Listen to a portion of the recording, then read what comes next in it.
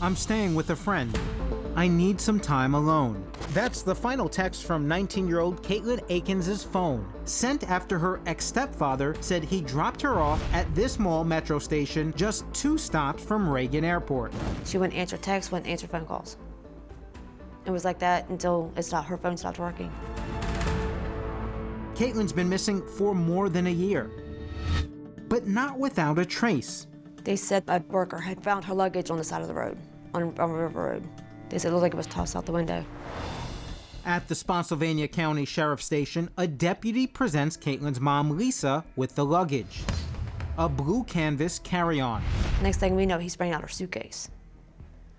And we were like, uh-oh. Your heart must have just sunk. Yeah. Me and Gabby looked at each other and were like, we're never going to see her again. But the suitcase only brings up more questions, starting with what's in the suitcase and what's missing. What was missing was her clothes, her phone, and her high school diploma. That's it. Everything else, wallet, cash, debit cards, even her plane ticket home, are still packed neatly in the case. But how in the world did her bag get so far from where Katelin's ex-stepfather says he left her? We're talking about many, many miles away. Many miles, like 30, 40, 45 miles away from each other. No, it's a long drive.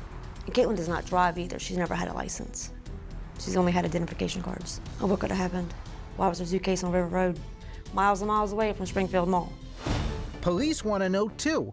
They examined location records from Katelin and her ex-stepfather's cell phones. Police say those records tell a very different story than the one her ex-stepfather is telling. At 1:56, Katelin texted Lisa, writing, "I'm at the airport, battery dying." But at that exact time, police say Katelin's phone actually pinged here, more than 30 miles from that Springfield metro stop. And Lisa's ex? When he messaged Lisa at 2 o'clock saying he dropped her off, just guess.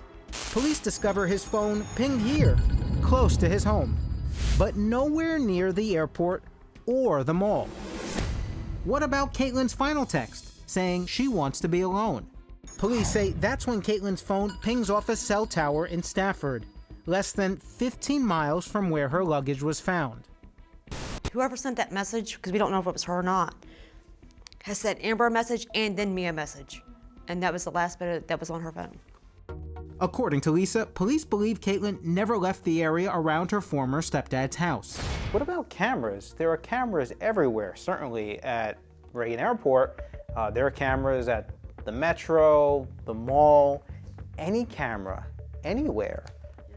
Pick up an image of Katelin? Didn't pick up her at all, or him, or his vehicles, nothing. Nothing. There's no trace of him being out there. Was there foul play in Katelin's disappearance?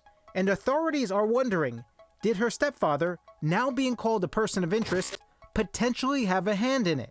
Allegedly fudging his whereabouts is just the beginning of the stepdad's inconsistencies. Lisa claims he told her he had to work Saturday at 3, but Lisa finds that, in fact, he never showed up at the office. So he never went into work that day? Right. Called in sick? I just know he called in. He I just don't called know. in and said, I'm out, I won't be arriving. Yeah, Why would he be lying? beats me. Why would he lie if he has nothing to hide? Katelin's mom says police told her they searched his vehicles, his computers, and confiscated his cell phone. Did the cops find anything? No. They didn't find anything in his vehicles. And he won't give up his password for his phone for them to get into it. So he won't give them the unlock code. So that's still waiting to get looked at. What's more, police say he initially agreed to take a polygraph test to clear his name. Then suddenly, So that day they come up to his polygraph, he said no. He called the detective and said no. Did he tell you why? He did. He said it's not going to help me, so there's no point in me doing it. Oh, it helped clear his name, right? Right.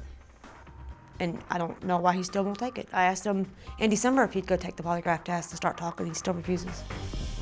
Raymond Gemma is a private investigator who joins Lisa in her desperate search for Katelin. Gemma isn't willing to open and shut the case on Katelin's former stepfather. He proposes another possibility. I'm not sure anybody has determined whether or not Katelin ever got into the ex-stepfather's vehicle. What have you seen or heard that would make you think that the stepfather isn't involved? Again, it's speculation, but a potential theory is that Katelin may have ran away and he knows about it. And she left her suitcase there and didn't tell him she was doing it.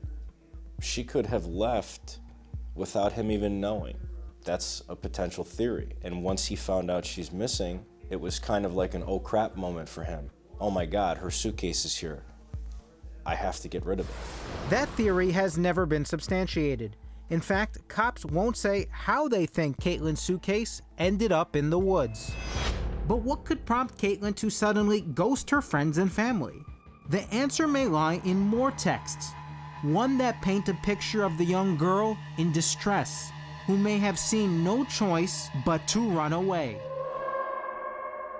Coming up, guilt-racked confessions. They were all drinking together, and then they proceeded to, how do I phrase it?